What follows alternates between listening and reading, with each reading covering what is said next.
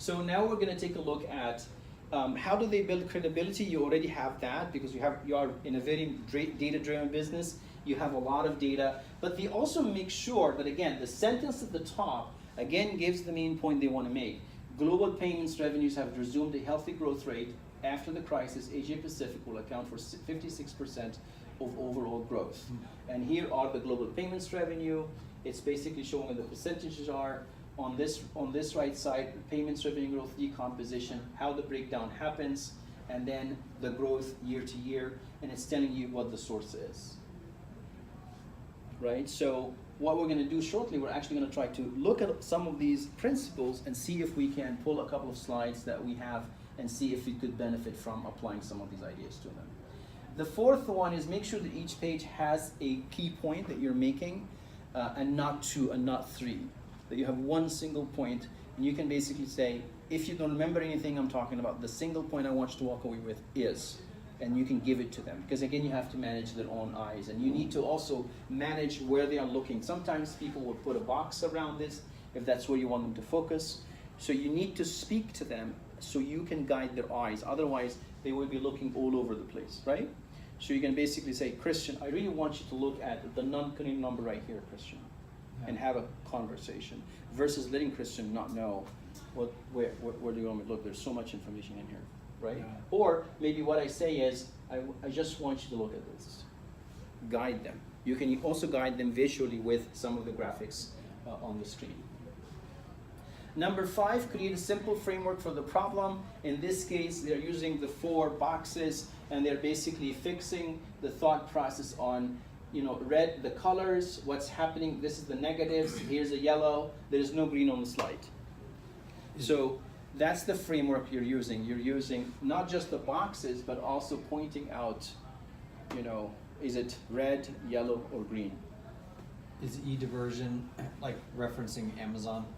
Amazon just shipping their own stuff with their carriers? Over here? It says transaction volume declining due to e-diversion. Right? Yeah. Where do you see it? Oh, and under volume, volume under declining steadily. Over here. Yeah.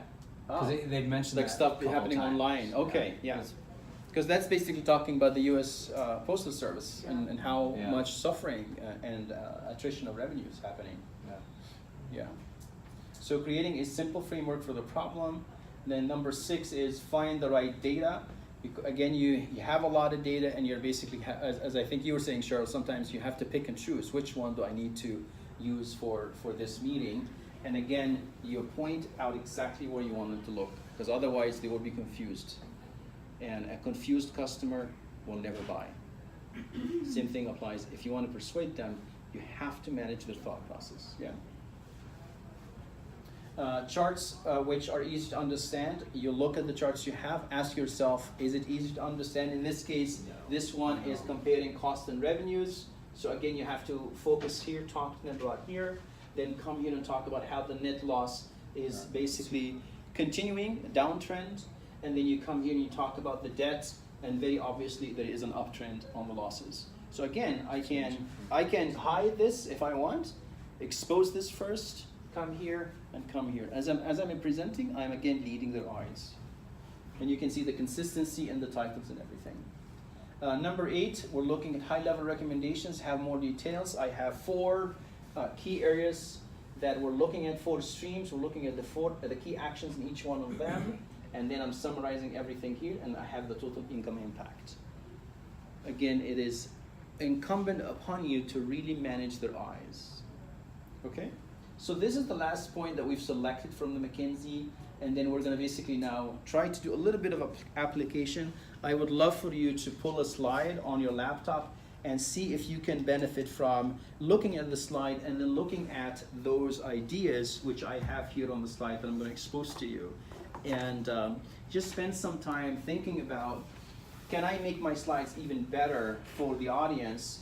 Maybe pick 1 or 2. I'm going to leave it up to you. And then think about some of those ideas, 1 to 8, and see if any one of them will actually make what you're presenting look much better and be much more effective. So let's do that. And again, right here on the page, you have from 1 to 8 as a reminder as well. Okay? And that's why we are glad that you brought your laptops.